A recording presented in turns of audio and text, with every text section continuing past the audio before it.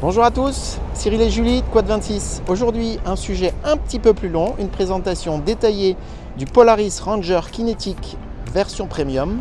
On fait le tour ensemble, d'abord des éléments constitutifs de la série et puis ensuite des options. La bonne nouvelle de l'année 2023 pour Polaris, en fait ça a été deux bonnes nouvelles. C'est la sortie du nouveau RZR 2024 en XP1000. Et puis, c'était l'annonce tant attendue de l'arrivée de ce Ranger Kinetic, le premier véhicule électrique équipé de batterie haute performance ion lithium de la marque Polaris. Ça a été chose faite en septembre-octobre, date à laquelle on a pu réaliser les premiers essais de ce véhicule qu'on va vous présenter dans le détail aujourd'hui. On a un petit peu plus de recul, un petit peu plus d'expérience de ce véhicule et on va pouvoir en parler correctement. Voilà, aujourd'hui donc le Ranger Kinetic est un véhicule motorisé électrique par un moteur d'une puissance de 110 volts. Il est équipé de batteries ion lithium d'une puissance de 14,9 kWh. Ça lui offre des performances équivalentes à un véhicule thermique tel qu'un véhicule d'une puissance de 570 à 1000 cm3. Sur le modèle qui nous est présenté aujourd'hui, on va avoir une autonomie d'environ 70-72 km dans des conditions d'utilisation équivalentes à le chargement de deux adultes ou d'un enfant un adulte et puis d'un chargement de quelques dizaines de kilos dans la benne. Autrement dit, 70-75 km avec 113 kg de chargement. La version Ultimate qui est annoncée d'ici la fin de l'année, elle permettra une autonomie d'environ 139-140 km dans les mêmes conditions. On fait le tour du véhicule. Le Ranger Kinetic, c'est d'abord un Ranger. Donc on retrouve toutes les caractéristiques d'un Ranger. On va retrouver la partie habitable, les commandes que vous connaissez, mais dans des versions électriques. Et puis on va retrouver cette benne basculante d'une grande capacité de chargement. On va retrouver son système de suspension double triangle à l'avant et à l'arrière. Et on va retrouver la transmission Turf, 2 roues motrices, 4 roues motrices, verrouillage de différentiel que vous avez ou pas l'habitude d'utiliser sur les Rangers. C'est vraiment le véhicule de travail par excellence. Le Ranger, c'est un véhicule homologué 3 places. C'est un véhicule à forte capacité de traction, à forte capacité de chargement. Traction, il vous autorisera une capacité de traction d'1 tonne dans des conditions à peu près normales, route ouverte à la circulation sans remorque freinée. Et puis en capacité de chargement jusqu'à 87-90 kg de chargement dans la benne. Ça reste très remarquable pour un véhicule qui en plus de cela vous amènera sur des terrains de jeu ou d'évolution qui sont bien plus compliqués d'accès que ne le permettent vos pick-up aujourd'hui ou le bon vieux C15 de grand-papa. Peut-être pas parce que grand-papa il l'a peut-être mis à la casse. Aujourd'hui sur ce Ranger Kinetic, dans cette version premium, on va retrouver là, dans la configuration que vous avez sous les yeux, un véhicule qui est équipé de quelques accessoires. On va parler de ces accessoires et je vais les distinguer de la version de série. On retrouvera évidemment sur le véhicule de série ce bumper. En option, cette rampe LED. Le Ranger Kinetic et la gamme Ranger est équipé de feux à LED, pas sur toute la gamme Ranger, mais sur les plus hautes versions de finition. Là, on retrouve les feux à LED sur cette version du Ranger.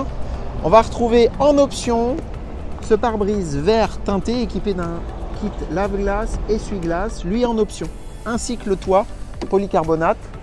Donc tout cela en option.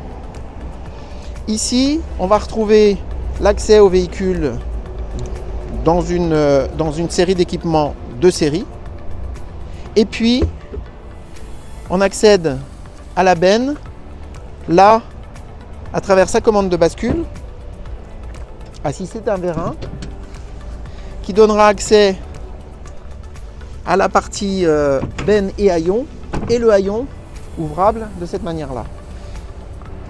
Ce Kinetic est équipé d'un Rhino-Rack qui est optionnel, qui vous permettra de rajouter une hauteur de chargement, de mettre des rangements dessus. Là, on retrouvera des œilletons d'ancrage qui sont extrêmement pratiques, qui peuvent être remplacés par tout type de système de verrouillage ou d'ancrage différent de ces œilletons. Voilà. La fermeture de cette benne est relativement facile, même avec le poids du Rhino-Rack. Ici, on retrouvera la vitre en verre sur la partie arrière du véhicule. Tout ça permettant d'éviter les turbulences du vent et vous protégeant des mauvaises conditions. Et puis on va monter à l'intérieur du véhicule. À l'intérieur du véhicule, on va retrouver toute la série de commandes. Un qui est spécifique au Ranger Kinetic, donc à la version électrique. Et puis tous les équipements que vous connaissez peut-être. Et si vous ne les connaissez pas, je vais vous les présenter sur le Ranger. Évidemment, ici, on a le commodo de commande clignotant. On va retrouver ici la commande de klaxon. Et puis feu, code, phare et veilleuse. Contact. Là, on va avoir une signalétique spécifique au véhicule électrique et on va retrouver des commandes sur le tableau de bord, les commandes indicatrices du système de propulsion qui est engagé, ici en turf, ici en 2 roues avec le pont verrouillé, donc en propulsion, et ici avec les 4 roues engagées. On va pouvoir aussi choisir, et ça c'est la particularité de la version électrique, son mode d'évolution, à savoir soit un mode éco, soit un mode standard, soit un mode sport. On retrouvera aussi les commandes de gestion de l'essuie-glace lave-glace ici, et puis on retrouvera au besoin les commandes de treuil quand il en sera équipé. Ce n'est pas le cas sur cette version-là. Ici, sur le sélecteur de rapport, on va retrouver les commandes que vous connaissez, le parking, le neutre, la position low, donc rapport court démultiplié, et la position height, donc rapport long pour une évolution sur la route ou à grande vitesse. Et ici, la particularité des versions électriques, la marche avant, front, et la marche arrière, right. Voilà, donc tout ça à partir du cockpit du pilote. Là, je viens de serrer le frein à main, j'en avais pas parlé. On va retrouver un certain nombre d'autres équipements. Alors là, la commande de rampe à LED que je vous ai présentée tout à l'heure sur la face avant du véhicule. Et puis, on va se mettre côté passager pour voir comment le passager, lui, va profiter de l'espace qui lui est réservé.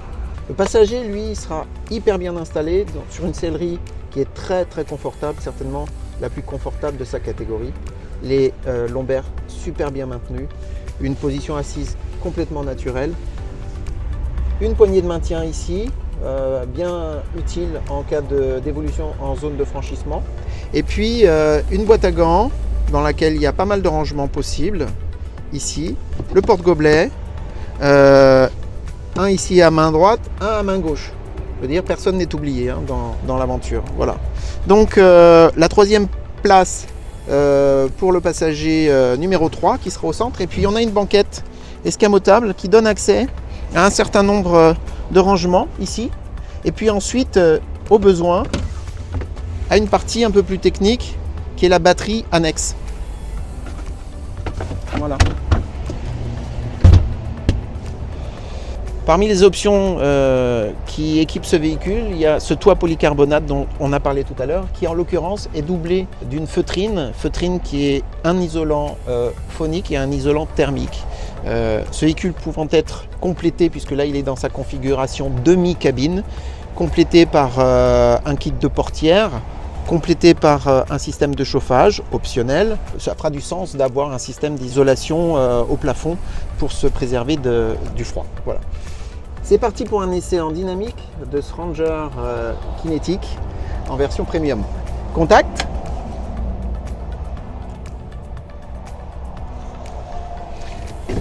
Sélection du rapport long, marche avant, on désengage le frein à main et c'est parti.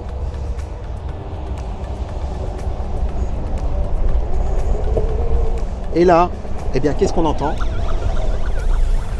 L'alarme. Non, on n'entend rien. Julie, on peut se dire bonjour. Salut tout le monde. Salut. On peut se parler. On peut se parler et on s'entend. Magnifique, bien. Magnifique. Donc là, on évolue avec ce Ranger Kinetic en mode turf, c'est-à-dire que j'ai vraiment la fluidité, la facilité de conduite d'un véhicule de tous les jours. Un vrai différentiel à l'arrière, un véhicule qui est performant, un véhicule qui est facile à conduire et surtout un véhicule qui ne détruit pas, qui n'altère pas le terrain parce qu'il fonctionne comme un véhicule qui a un différentiel arrière. Alors je ne vous parle même pas du rayon de braquage, c'est juste magique. C'est un vrai outil de travail, c'est un truc qui tourne sur soi-même. C'est assez génial. Voilà. Donc là on va faire la même chose mais en zone de franchissement. Je vais passer tranquillement en 4x4. Je suis toujours en mode éco et je vais lui demander d'évoluer sur cette petite zone un petit peu plus technique et on va voir comment tout ça se comporte. En l'occurrence ça se comporte comme un Ranger mais sans le bruit d'un Ranger. Voilà, donc j'ai besoin d'emmener très haut, très loin un chargement un peu lourd. Je le fais mieux avec ce kinétique qu'avec le pick-up. Bon Julie, ce qu'on dit des véhicules électriques, c'est qu'on a tout le couple disponible tout le temps. On essaie pour voir? Allez, on essaie. Tu te cramponnes? C'est parti. Tu te cramponnes parce que ça marche quand même. Allez, hein. On y va? C'est parti. Alors évidemment, la promesse est tenue. C'est-à-dire qu'on a un véhicule dont tout le couple est disponible. Et quand je suis à 50, si j'appuie, je repars comme si j'étais à 0. Ça, c'est quand même assez dingue. C'est évident que si je m'amuse à faire ça toute la journée, je ne ferai pas les 70 km préconisés par le constructeur, mais reste que ce véhicule, avec des performances comme celle-là, dans le trafic, il assure.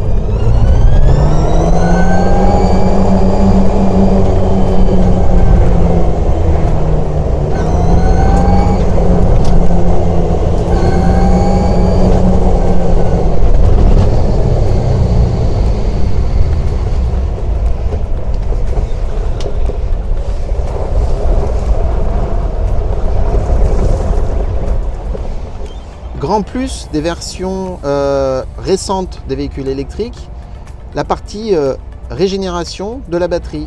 Alors évidemment, quand je vais être en descente avec le système de frein utilisé de manière régulière, je vais pouvoir récupérer de l'énergie et recharger sensiblement ma batterie. Ça veut dire que je vais quand même pouvoir, suivant que, admettons, je monte sur une zone d'altitude et que je consomme beaucoup, mais je vais quand même pouvoir récupérer de l'énergie sur la phase de descente où là, je n'aurai pas besoin d'accélérer, mais par contre, je vais pouvoir recharger un petit peu ma batterie.